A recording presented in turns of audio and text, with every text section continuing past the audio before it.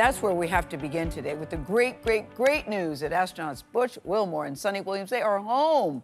This was a big moment yesterday when their capsule splashed down off the coast of Florida. They were even greeted by a pod of dolphins. You couldn't make this stuff up. That was beautiful. They will now need some time to recover, we hear, after their 8-day mission turned into more than 9 months. That's right, 9 months on the International Space Station. You could have had a baby in that time. Mark Streisman is at the Johnson Space Center in Houston with the latest. Mark, good morning. Wow, I think you got the best seat in the house. I think this story is so exciting. Good morning to you. Good morning to you, Gayle. Good morning, everyone. Yeah, all's well that ends well here. Butch and Sonny made it back to Houston just before midnight. NASA, of course, is celebrating, but no one more than their families. And splashdown, Crew 9 back on Earth. Home at last, Butch Wilmore and Sonny Williams back on Earth, back with their families. For them, it's been a long 9 months, a space saga unlike any in recent memory. We'll celebrate for a while. Steve Stitch directs NASA's Commercial Crew Program. Now that the saga is over, what to you is the takeaway? How really resilient Butch and Sonny were the whole time. Wilmore and Williams have had the last 9 months to think about what they've missed most back on Earth. This is what she told CBS News last month. My husband makes a good latte, so I'm looking forward to his latte. I'm also looking forward to seeing the rest of my family and my dogs and jumping in the ocean. I think that will be really nice to just be back on Earth and feel Earth that way. Off the Gulf Coast of Florida, the first sighting of their capsule's return looked more like a dot in the sky, gradually getting bigger, more distinctive, as the main parachutes opened and the capsule's descent slowed to 15 miles per hour.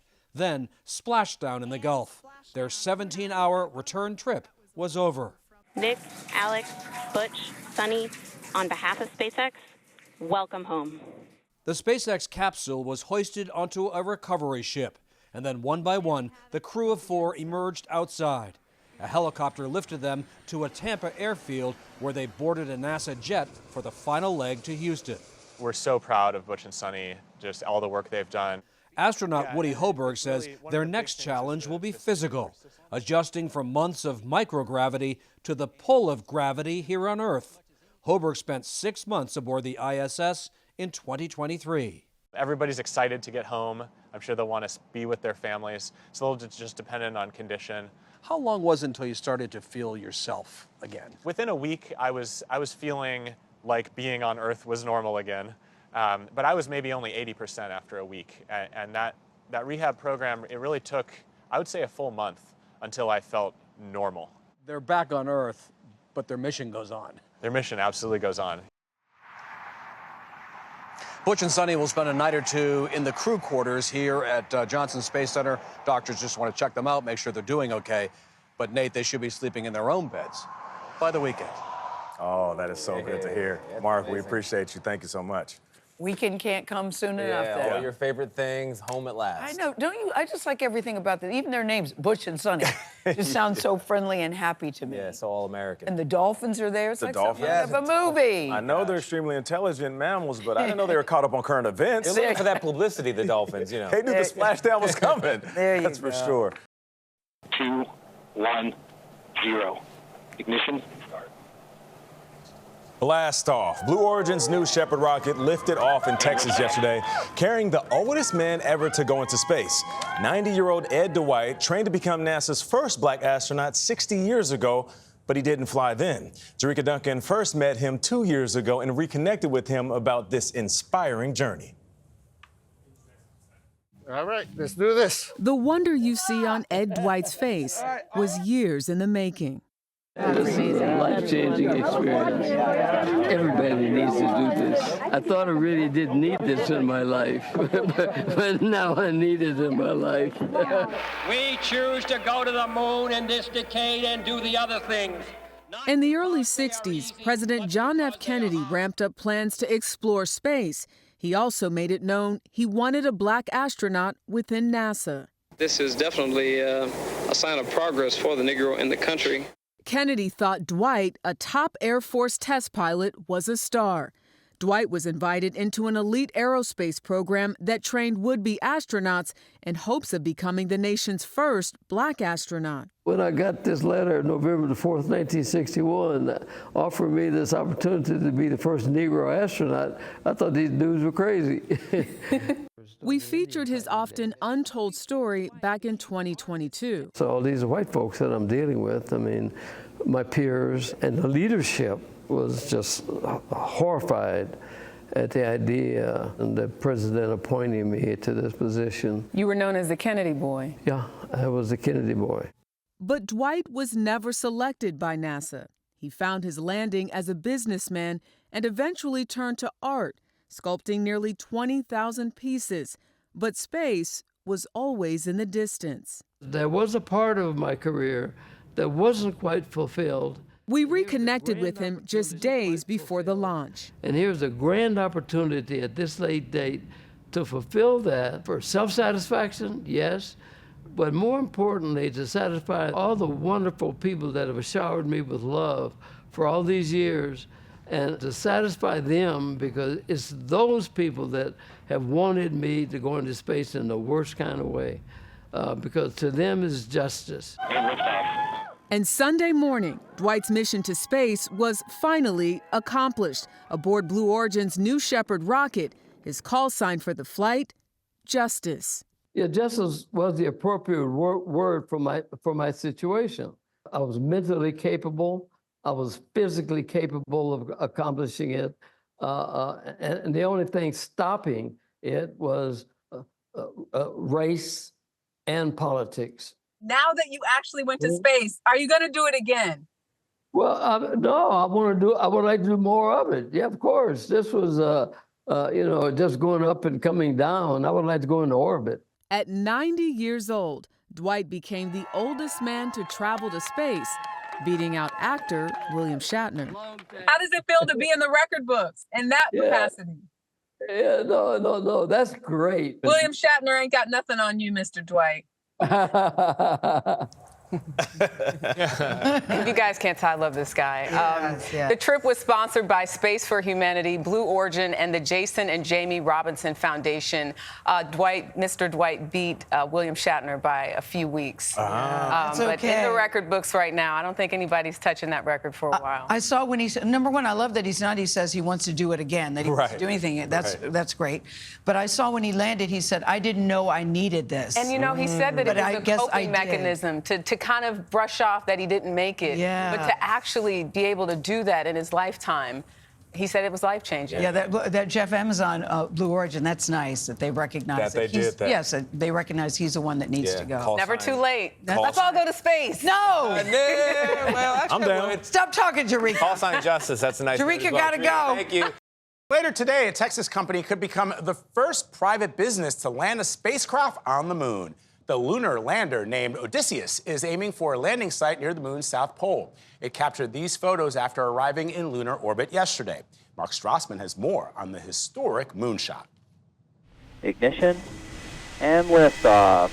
Odysseus began its odyssey 1 week ago. Separation confirmed.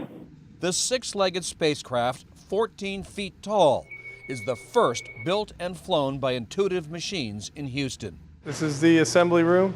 We met co-founder and CEO Steve Altimus last year as Odysseus was being prepared for launch. We're delivering scientific payloads, engineering demonstration payloads, but not the humans themselves. And liftoff.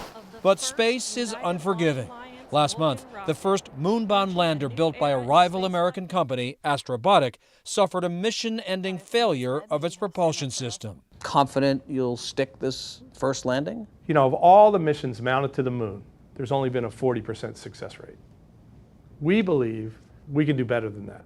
I put our odds at 75% success. For a successful touchdown, the lander's engine has to perform. From behind a blast wall, we watched Intuitive Machines conduct a test fire.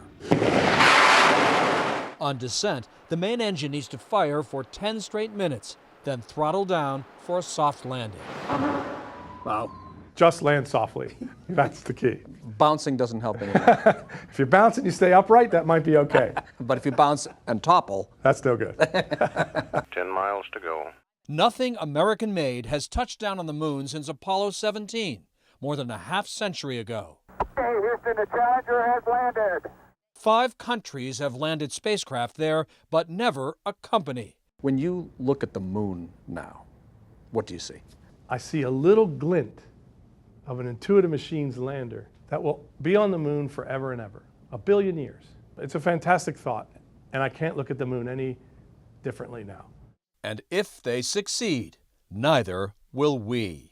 For CBS Mornings, Mark Strassman in Houston. NASA is celebrating the end of a historic 7-year mission to bring an asteroid sample to Earth. A capsule carrying it landed yesterday in the Utah desert. This is the first time NASA has ever collected a sample from an asteroid, and it's the largest retrieve from space since the Apollo moon rocks more than 50 years ago. Today, a military jet will fly the material to a specially built lab in Houston. Mark Strassman is on it, and he visited the lab. This moment, 7 years in the making. A NASA probe returning to Earth with pieces of an asteroid. A time capsule from the birth of our solar system. It was charred, but it came in at 27,000 miles an hour, so we expected that. Otherwise, it looked perfect. Liftoff of OSIRIS-REx. The OSIRIS-REx mission, an engineering marvel, launched in 2016. 2 years later, it caught up with Bennu, a near-Earth asteroid the size of the Empire State Building. The spacecraft spent a year and a half mapping Bennu, searching for a safe place to collect a sample. Then finally, dodging boulders, briefly plunged its arm into a small crater. And we have touchdown! Like a vacuum cleaner, the spacecraft sucked up asteroid rocks and dust, about a half-pound's worth, and locked it away for the 1.2 billion-mile journey back to Earth. This is the largest sample of extraterrestrial material that will be brought back to Earth since Apollo. Lori Glaze is NASA's head of planetary science. And the challenge is to keep the sample as pristine as possible? We've got to keep that sample uncontaminated by us. To protect the samples, this is the staging area. NASA built an ultra-clean, state-of-the-art lab at the Johnson Space Center in Houston. It's the same building that houses the Apollo moon rocks. Deputy Curator Christopher Sneed's already imagining opening the Bennu samples in this lab. It's going to be an incredible wow moment. We're going to learn a lot of new things. There are going to be unexpected surprises. Bennu is rich in carbon and could contain the chemical building blocks of life. NASA's new samples, 4.5 billion years old, could provide clues about how planets like ours formed.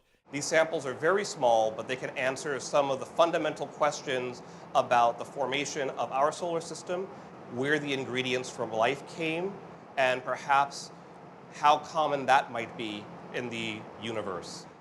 Bennu has intrigued NASA for another reason. There's a chance, a remote 1 in 2,700 possibility, the asteroid could collide with Earth in the year 2182. It's worth tracking. It's absolutely worth tracking. But not necessarily worrying about. I wouldn't worry about it. I'm not losing any sleep over it. Okay. The better odds. Bennu will tell us more about our solar system's beginnings and how we became us. For CBS Mornings, Mark Strassman in Houston. So much to unpack right there. It's amazing. I'm still getting over planes taking off, and they're sending stuff into space. I'm right there with you. Catching asteroids. Right. Catching the asteroids. Catching them. All right. In a 1941 short story, Isaac Asimov envisioned a world powered by solar power harvested in space.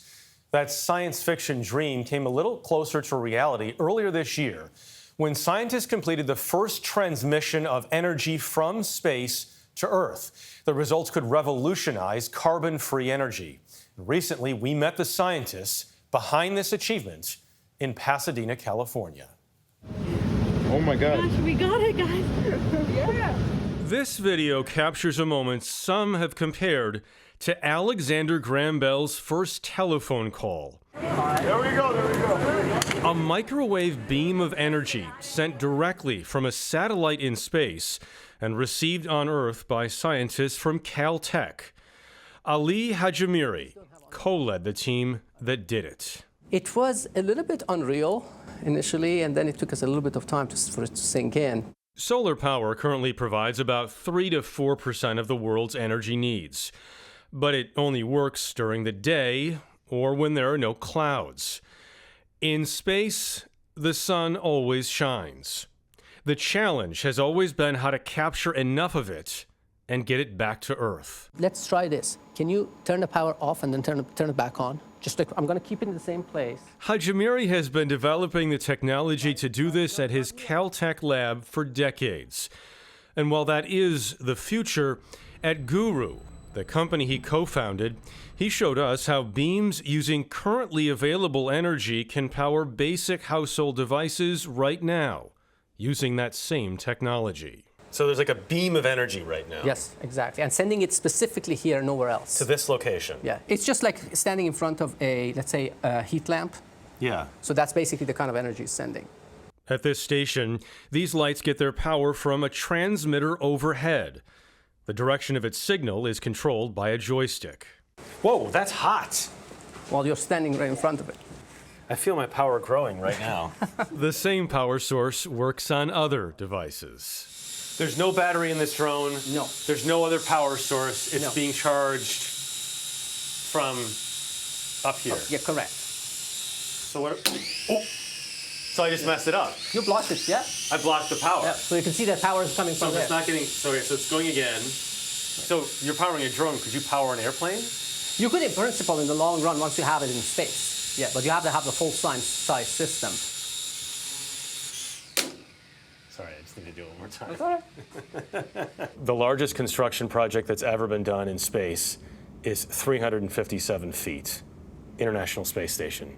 You're talking about something that's a kilometer. Right, exactly. So this is a much larger structure. But how the heck do you do that? So making it different. Different is why Hajimiri and his colleague at Caltech, Sergio Pellegrino, have a plan to build a gigantic series of what some have described as flying carpets, which would soak up energy and send it back to Earth. Oh my God, it's going. That's it. Wow. The first step in that process took place last January, when the team sent a satellite into space with a prototype of one of these flying carpets, also called modules. So these modules, we envisage them being tens of meters in size, and we are focusing on an objective of 60 meters. So that square would scale up by a factor of 30. This is going to be a football field in space. That will be. And you're talking about hundreds of football fields. Hundreds of football fields, but all so lightweight that they will just be doing their dance. Being lightweight and compact reduces the fuel needed to launch into space, which is crucial if they're going to compete with the cost of other energy sources. This is what we're talking about. Yeah. It seems very flimsy. It's very flimsy, and if you flatten it here, see, it becomes even flimsier. I can fold it. You think it's going to hold up in space? Absolutely. When you're talking about sending this amount of energy, I guess people would ask, is it dangerous? Right, that's a good question, and we've been looking at it from different perspectives. The good thing is that the wavelengths, the frequencies we are using, are the so-called non-ionizing ones, which basically means that they don't create chemical change. But on top of that, this system has various levels of control and safety, so we keep the power density at maximum much lower than what you get from the sun. Solar power beamed down from satellites in space has the potential to not only harvest 8 times more energy than land-based solar, but open new avenues of power to people who've never had it before. It's available anywhere you want. I mean, you can send it on demand. So it makes no differentiation between, a big city or a sub-Saharan African village that has no power infrastructure. What kind of timetable do you think you're looking at? I think we are looking for commercially available power from space. We are looking at a decade or two. But some options are here It's right our now lifetime. already, Yeah. as we saw. I mean, there's just so many possibilities. I was fascinated by, using the drone there, him powering the drone. And I just thought about an airplane. You're flying an airplane, if you don't need the jet fuel, or maybe it's a backup, maybe some sort of hybrid. I mean, it's just, you can go on and on. And it has the potential to be free to whole swaths of... Well, I guess the source would be free since it's the sun. You're not paying the sun, but the people who put this infrastructure together, you have to pay. Yeah, you have to pay to have the equipment. You'd have to pay to get it up there. Okay. There's always, Michelle, you know, there's always free a lunch, cost. Michelle. Nice try. I was just hoping. Now to some very exciting news about a planned SpaceX flight for a man who's already pushed boundaries in space. 21 years ago, American businessman Dennis Tito was the first person to pay to go to space. His mission to the International Space Station lasted 8 days. Now, 82 years old, Tito plans to go back to space with someone very close to him and travel even farther than before. First on CBS Mornings, Tito spoke with Janet Shamlian about his new mission and who he's bringing along. He was the world's first space tourist. California millionaire Dennis Tito is on his way to the International Space Station. He blasted into orbit earlier this morning aboard a Russian rocket. Dennis Tito dropped $20 million on a 2001 trip aboard a Russian Soyuz spacecraft. He glided through the hatch of the International Space Station wearing a Russian cosmonaut's uniform and a delighted grin. Called the most expensive vacation in history. It was paradise. Paradise. I just came back from paradise. I've been thinking about it every day since. Now, Dennis Tito is vowing to do it again. We met the retired businessman and his wife Akiko at the SpaceX Starbase facility in South Texas, where he announced he intends to go back to space, this time with SpaceX, and taking Akiko along for the ride, a week-long flyby of the moon. Did they propose it to you? I brought it up. You said, can I orbit the moon, please? That's what I'm interested in. I will not go back to Earth orbit. I've been there, done that. Their ride to the moon? SpaceX's Starship rocket. When you guys look at this, like, what do you think? That's amazing. It's off the chart. When Starship is hoisted atop its super heavy booster, it will be almost 400 feet tall, 33 engines firing to blast it off the launch pad, twice as powerful as NASA's Artemis moon rocket. Starship, designed to be fully reusable, is still in development. SpaceX has nailed some test flights, others erupting in fireballs. What gives you confidence this is going to work? Every time a rocket explodes, you learn something. So the more rocket explosions we see, the better. Because then we'll get all the bugs out of it. Realistically, when do you think you'll fly? I take the worst case, 5 years. That would put the California man close to 90 years old, 82 now. He says he feels great. I am probably in better physical shape than I was 21 years ago. Akiko Tito is a commercial pilot who, like her husband of 2 years, says she's always been interested in space. We're going to make it happen together as a couple. You were all on board. You had no hesitation? I have no hesitation. Not for a minute? Not for a minute. Tito's flight would be the second Starship lunar flyby, the first booked by a Japanese billionaire. 10 other yet-to-be-named crew members would join the Titos. Myself being in my early 80s will be very inspiring to people of all ages because they'll now be able to start to think about their golden years. And maybe it's not going to be a rocking chair. Maybe it's going to be a rocket ship? A rocket chair. After shelling out $20 million for the last trip, Tito won't say how much he's paying for what he's calling a post-nuptial vacation. We got married during COVID. So we didn't have a chance really to have a honeymoon. So maybe this is our honeymoon. For CBS Mornings, Janet Shamlian at SpaceX Starbase in South Texas. 3, 2, 1, 0. Ignition.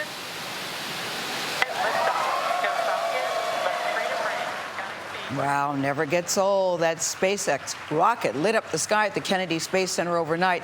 It's carrying a new crew of astronauts to the International Space Station. 3 of them are Americans who will live and work with 3 Russians at a time, as you know, when tensions are high between the 2 countries. Mark Strassman is at the Kennedy Space Center. Good morning to you, Marky Mark. It looks like that space launch went very well. Good morning to you, Gayle. And you're absolutely right. It does never get old. But I got to tell you, there's something about night launches that are especially spectacular. This one was no exception. And now, after a week of delays, this crew will spend all day catching up to the ISS, which is flying 10 times faster than a speeding bullet. 3, 2, 1, 0. Ignition. And liftoff. For the second time in 3 weeks, SpaceX is sending people to the space station, this time professional astronauts. Dragon separation confirmed. It is a privilege to get to fly this new vehicle, the Crew Dragon Freedom to orbit. We're feeling great and looking forward to the view. Tonight, around 8 o'clock Eastern Time, the crew of 4 will dock to their new home away from home, 250 miles above Earth. 3 Americans, NASA astronauts Kjell Lindgren, the mission commander, pilot Bob Hines, and Jessica Watkins, a geologist. Italian astronaut Samantha Cristoforetti makes this an international crew. HCl is 3.3. The 33-year-old Watkins has trained for a walk in space and a walk into space history. For more than 20 years, astronauts have lived aboard the ISS. Watkins will become the first black female astronaut to live on the space station for an extended time. I do think that that's, an important milestone for the agency and for the country. It certainly has been important to me in my life to have role models that looked like me or coming from backgrounds similar to mine. In a SpaceX Dragon spacecraft named Freedom, this crew has to fly above Russia's invasion of Ukraine. U.S.-Russian interdependence keeps the ISS in orbit.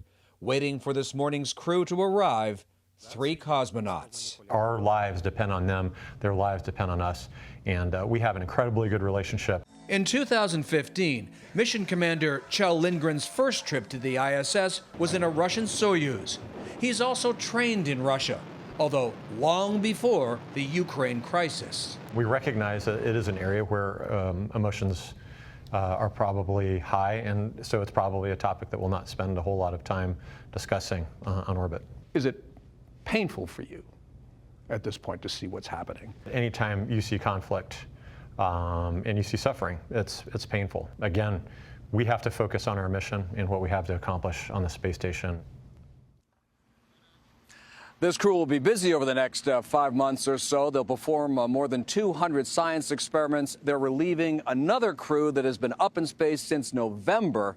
They'll splash down off the Florida coast next week. And Gayle, I got to believe no matter how fun any trip is, it's always great to come home. I think so too, Mark, but there's always that moment when they lift off that you go, okay, okay, okay. So when it works, it's really beautiful to see. Thank you so much. Always good to see you. NASA made history overnight with the launch of a mission that sounds like science fiction, but aims to protect our planet from a very real threat, a devastating asteroid strike. For the first time, a NASA spacecraft will try to knock an asteroid off course. Mark Strassman shows us why this planetary defense mission is so critical. Look out.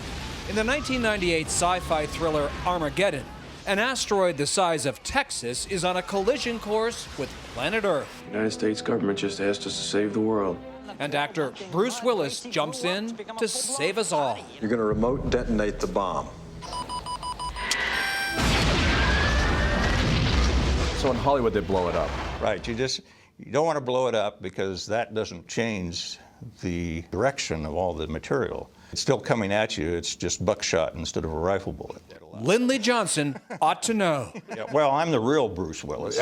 You are. He is NASA's real-life planetary defense officer, trying to find asteroids in our solar system before they find us. More than 27,000 near-Earth asteroids, seen here in blue, have been identified so far. About 10,000 of them look large enough to cause damage if they were ever to strike Earth. Smaller size asteroids, even as small as a few hundred feet in size, if they were to impact, particularly in a populated area, it would be a natural disaster on the order of anything that we've ever dealt with. In 2013, a meteor just 60 feet across exploded over Russia, injuring more than 1,600 people. As it now stands, how vulnerable is the Earth to one of these objects? To a large object, there's currently nothing to stop it. Liftoff. But NASA just launched Earth's first planetary defense mission, the Double Asteroid Redirection Test, or DART. DART is a spacecraft that's purposely going to crash into an asteroid. Planetary scientist Nancy Chabot is the DART coordination lead. Near Baltimore, the Johns Hopkins University Applied Physics Laboratory built the spacecraft. So this is Didymos. Chabot showed us DART's test target, a harmless double asteroid nearly 7 million miles away. Didymos is about 2,500 feet across. Next fall, DART will target Dimorphos, its smaller moon, an asteroid roughly the size of the Washington Monument. The DART spacecraft is going to come in at 15,000 miles per hour and hit it pretty much head on here. An impact that would slow this asteroid's orbit by about 1%. But the tactic could make a hypothetical Earth-bound asteroid miss. Small nudge changes its position over time so that the Earth and the asteroid wouldn't be on a future collision course. Bump it ever so slightly and knock it off course, remove the threat. Correct. But luckily, there are no known hazards in the next 100 or so years. But we actually haven't found all of the asteroids yet, which is why it makes sense to be ready in case you needed to. In fact, scientists believe they've found fewer than half of all near-Earth asteroids big enough to cause devastation. Of course, Hollywood could spot the next threat from the sky anytime. The two halves are going to miss us by 400 miles. For CBS Mornings, Mark Strassman, Laurel, Maryland. And if anyone needs a grade school reminder, an asteroid killed the dinosaurs. And it's believed, that an asteroid of that size hits once every 15 million years. I don't know where we are in that timeline, but I want to win that reality TV show, okay? So you're just pushing this on everybody's table. One more thing to worry about. Don't worry about it. Just root for those guys. The planetary defense officer is my hero for 2021. I think we're safe. For now. But Tony, it has happened before. Right. It has happened before. But we've been around for less than 1 million years, folks. Oh, yes, and I want to keep it that way. Okay. That's what the dinosaurs said, too. We're trying to have, it's for the long term, Michelle.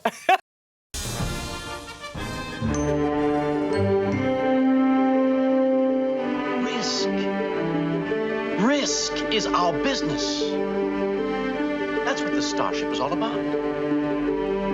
That's why we're aboard her. Captain Kirk is boldly and genuinely going to space nearly 250 years before the time of the original Star Trek, if you follow me. We learned yesterday that William Shatner, now 90 years old, will travel on the next Blue Origin space flight due to liftoff 1 week from today. He says it is never too late to experience new things, which is true. This morning, a Russian rocket, by the way, carried another actor into orbit, and she's ready to turn the International Space Station into a movie set, as our Liz Palmer reports. If all goes well, this launch will make movie history. Aboard that rocket, after a summer of training, are actor Yulia Peresild, director and cameraman Klim Shipenko, and cosmonaut Anton Shklyaplerov. Their mission? To shoot a movie about a surgeon, Peresild, who goes into space to save an astronaut's life. Well, it's a stunt. Professor Ian Christie, a Russian movie expert, says the project is at least partly political. It's no coincidence that massive publicity around the movie comes just as the Kremlin's struggling with a lethal COVID surge and President Putin's popularity is sagging. Undoubtedly, it is propaganda. It wouldn't have got the backing. Because the state's paying for the whole thing. Yeah. To distract, if you like, from other, bad news. There's plenty of that around, obviously. This is Star City outside Moscow where the film crew trained. Wow, it really is small. I know from a visit a few years ago just how cramped they'll be in the Soyuz capsule flying them to the International Space Station. There, they'll shoot in zero gravity alongside the scientists already living and working there. In Hollywood, space is classic blockbuster material. Think Gravity. Good to go. And it was a Hollywood rumor about Tom Cruise planning a movie in space with Elon Musk that fired up the Russians. Of course, the competitive element is there, says the movie's director. Tom Cruise also really wants to do this. Russia has had big wins in the space race with America. The first dog in orbit, the first man and woman, and now the first movie. But there's more to it than one-upsmanship. We can be cynical, but I think we should also recognize that it sort of speaks to something that has this deep roots in Russian culture, a belief that, yes, man should reach the stars. But then he and she must return to Earth. They've already practiced the landing to face the next critical challenge at the box office. For CBS Mornings, Elizabeth Palmer, London.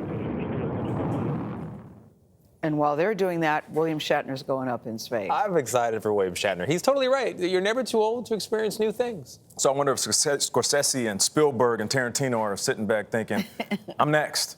Oh, I'm sure they're already writing the script applications. They're like, please let me up. We'll just be here to cheer them on. Well, Yeah. I'll speak for myself. No desire, but I applaud anybody who wants to go. You're right about that. This morning, 4 Americans are back on Earth after a first-of-its-kind space adventure. The all-civilian crew of Inspiration 4 orbited the planet for 3 days. They splashed down off the east coast of Florida Saturday night. The mission raised more than $200 million for St. Jude's Children's Research Hospital. Mark Strassman has a look at the remote-controlled ride that expanded the boundaries of space tourism. Maybe most remarkable of all. Welcome home to planet Earth. How routine it all looked. It was a heck of a ride for us. Just getting started. Just a group of space tourists returning from a 3-day campout in the cosmos. We're seeing the world every 90 minutes. Jared Isaacman, the billionaire mission commander, chartered the milestone flight. And the views, I have to say, are out of this world. Arsenault's improbable journey began long before she went to space. This is her at age 10, a pediatric cancer patient going through chemo and surgery at St. Jude Children's Research Hospital in Memphis. From orbit, she and the Inspiration 4 crew took questions from kids who are now patients at St. Jude, including Matthew Arp, a 6-year-old battling leukemia. Are the cows on the moon? I hope there will be one day, but now, no, there aren't. Matthew's mother, Leslie Arp, talked to us about the meaning of the flight, especially Haley Arsenault. You can do whatever it is that you want and what you set your mind to do. You can do it. And she is proving it every single day. She represents hope at a moment in your family's life when you need it? Yes, very much hope. Very much hope. Inspiration 4's goal raised $200 million for St. Jude. Isaacman donated half of that. After their homecoming, SpaceX founder Elon Musk tweeted, "Count me in for $50 million. Nothing routine about that." For CBS Mornings, Mark Strassman at the Kennedy Space Center in Florida.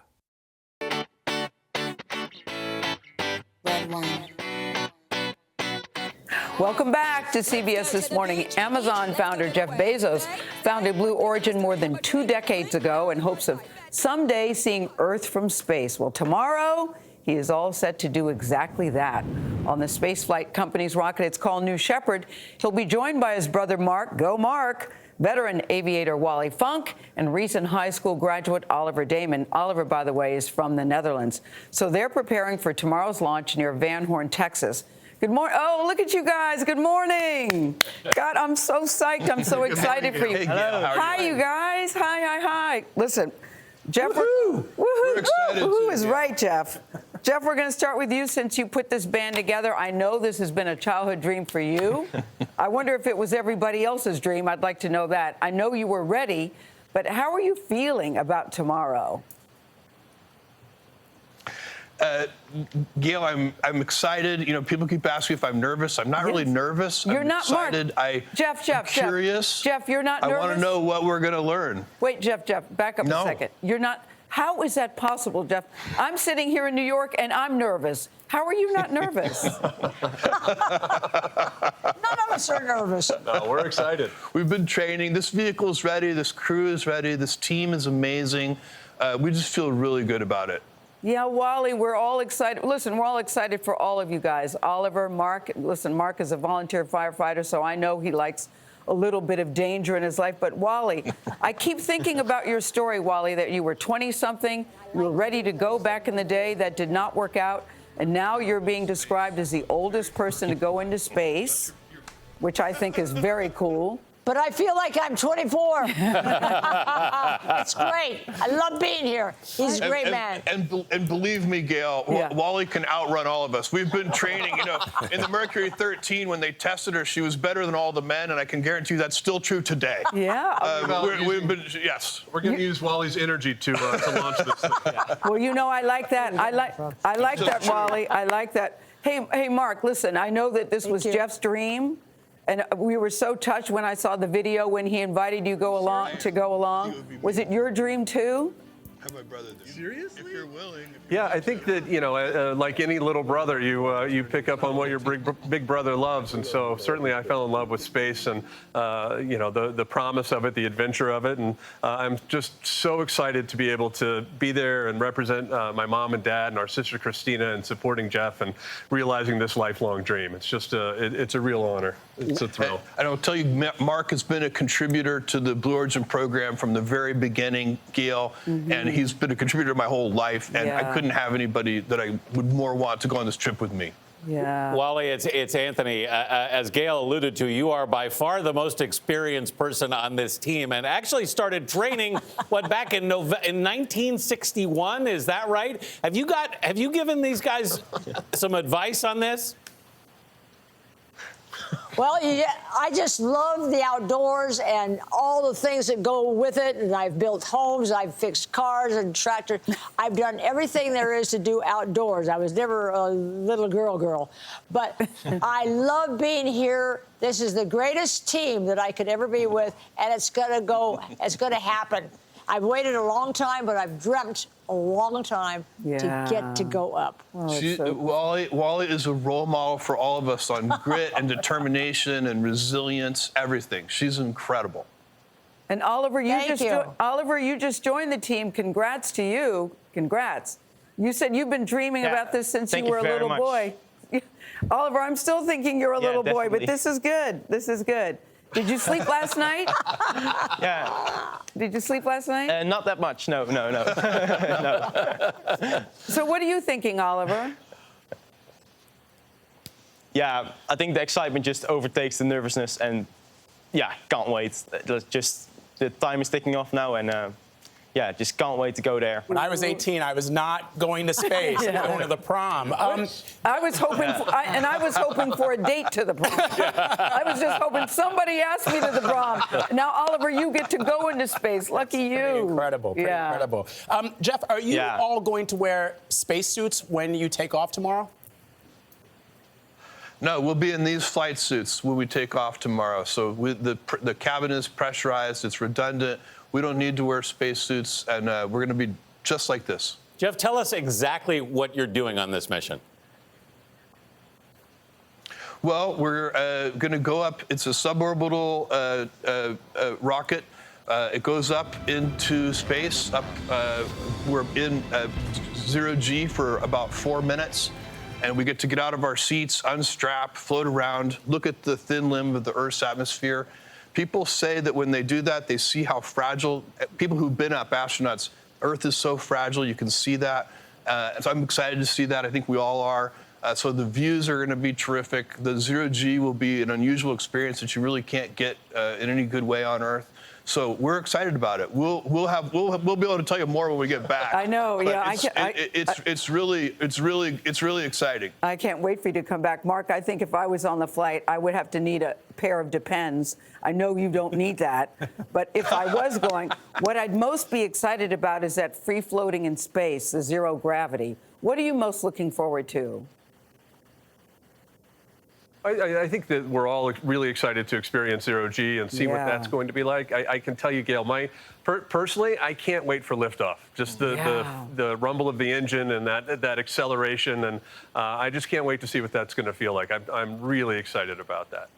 Wally? And I'm not going to lie, I'm going to be pretty excited when I hear those parachutes open, too. Yes. Yeah, thank God for the parachute. Wally, what are you most looking forward to? When I'm up in space and able to do somersaults and tumble and do anything that I've wanted to do. I've had practice at this in other areas on ground. But the way that they made the machinery, I could go do anything, and that's what I want. I'm hoping to do there. I just want to get up there and see the Earth. Richard Branson said this: just sit back and relax, look out the window, and enjoy the view. Do you all think you're going to be able to do that? Sit back, relax. I hear the window's really big, and just enjoy the view. Can you really do that? I think so. Yeah, I think so. I think that taking that moment of quiet to do that is going to be an important part of this journey, Gayle. Now, you know, Stephen Colbert gave his picture to Richard Branson to take up in space. Would you like to get a picture of all of us that you can take up? I'll figure out a way to get it to you, Jeff. You're welcome. You can thank me later. JPEG. I'm really psyched. Thank you so much. Thank you so much, guys. Cheering you on. Cheering you on always. Bye, guys. Thank you so much. Bye. Bye, Jeff and Mark Bezos, Wally Funk, and Oliver Damon. Good luck, good luck, good luck. Can't wait till you get back. We invite you to tune in to CBS News tomorrow morning for special coverage of New Shepard's launch and landing. That's tomorrow at 9 o'clock Eastern Time, 6 Pacific. The first of the so-called space billionaires left Earth's atmosphere yesterday in a historic moment for commercial space travel. Sir Richard Branson rode on a Virgin Galactic suborbital test flight. He became the first person to reach space in his own ship. So crazy. More than a week ahead of Jeff Bezos and his Blue Origin rocket. Mark Strassman is at Spaceport America in New Mexico, where Branson took off and landed. Mark, you've been reporting on this space race for years and years. What was it like finally seeing one of these billionaires take flight? Well, good morning, Adriana. It was exhilarating to watch. It really was. So you can imagine how exhilarating it must have felt to be high above Earth and going through all of this. I mean, Richard Branson will tell you that exhilaration is now available to anyone. The access to space is there if you have the money to pay for it. To the next generation of dreamers, if we can do this, just imagine what you can do. Hey! More than 53 miles above Earth, Richard Branson was walking on air, or something close to it, giddy in microgravity, a tourist at the edge of space. It's a complete experience for a lifetime. On Sunday, the 70-year-old knighted billionaire became the first space baron to ride out of Earth's atmosphere, ahead of billionaire Jeff Bezos. Was it important to be first? No, honestly, no. Come on, not at all? No, honestly, no. We've been both at this for about 20 years. It really didn't matter whether one of us went up before the other. We need many spaceships so many people can enjoy this. Wherever he travels, Branson brings swaggering style. Astronaut 001, license to thrill. His live-streamed space adventure was a marketing bonanza. Virgin Galactic, his space company, plans to fly wannabe astronauts. A closed waiting list of more than 600 people have prepaid $250,000 apiece for a joyride into the cosmos. But do you have the sense that this business is truly viable if you can't bring the price down? There are just so many people. If you ask 10 people, you'll find 7 out of 10 would love to go to space. The market is gigantic. But we will be able to bring the price down. Like with commercial aviation travel, it'll take a few years, and the wealthy will pay the bills and enable us to do that. Branson's maiden spaceflight came on Virgin Galactic's mothership, a twin fuselage plane named Eve, after his late mother. Eve carried the tethered spaceplane called Unity 8.5 miles above Earth, then let go. 1. Release, release, release. Clean release. Ignition. Sending Unity rocketing into space with Branson on board. The total trip took an hour, plus the nearly 20 years of grit to evolve Virgin Galactic to this moment. Sir Richard Branson, astronaut. But Branson finally has his astronaut wings. Of all your trophies in life, where does that astronaut pin rank? I would say it's the most important trophy. It was the culmination, I suspect, of a lot of wonderful adventures and a lot of work, and yeah, I'm still floating. Branson hopes to be flying his first paying customers sometime next year. This flight really did seem to go flawlessly, and Gayle, the future of space tourism needed it to. I'll say, Mark, it was so cool. Thank you so much.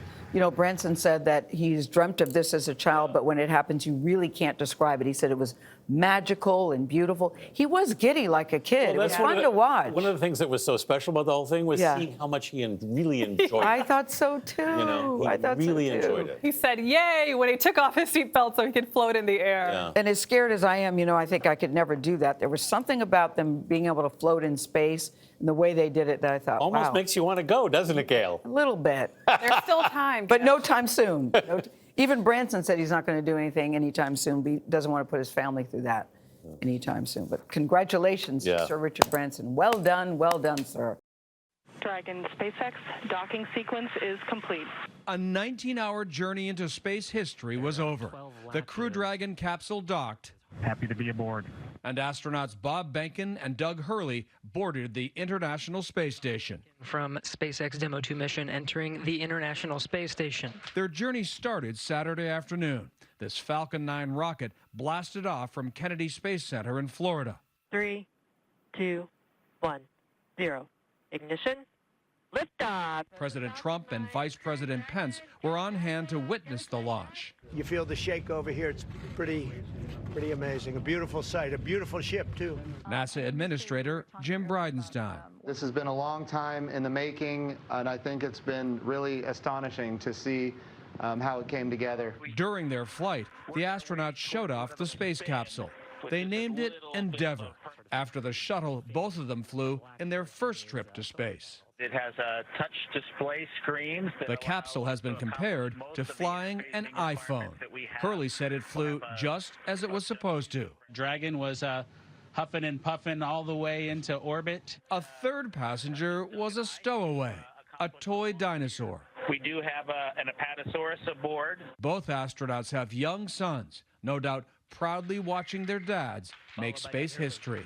This is just one effort that we can show for the ages in this dark time that we've had over the past several months to kind of inspire, especially the young people in the United States, to reach for these lofty goals and work hard and look what you can accomplish.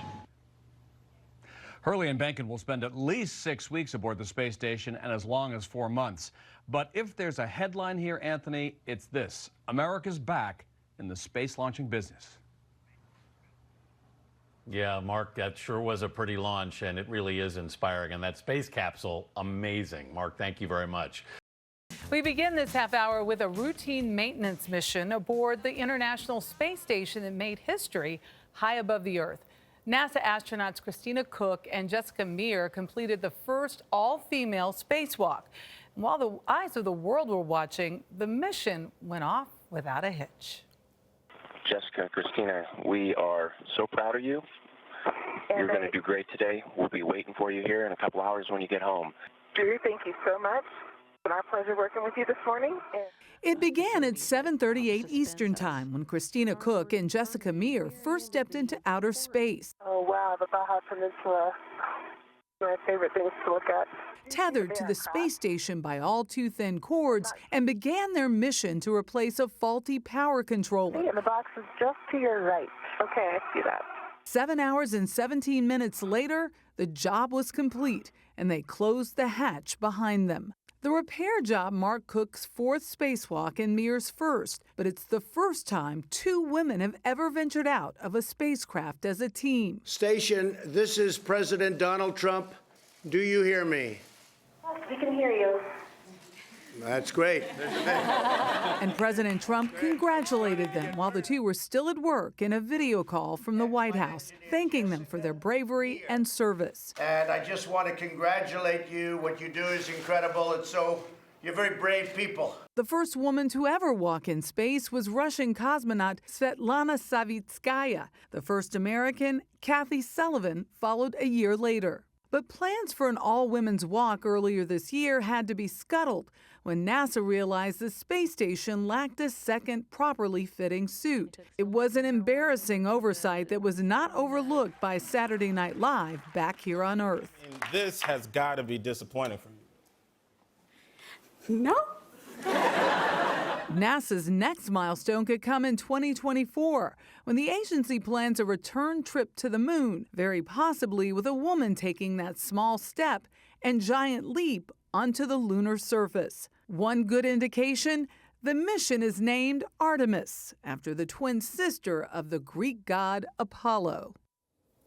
I love how a routine mission is 7 hours. 7 hours? 7 hours and 17 minutes. I don't have the attention span for that, I'm not going to lie. They did great. Congratulations to them, though. Great step forward.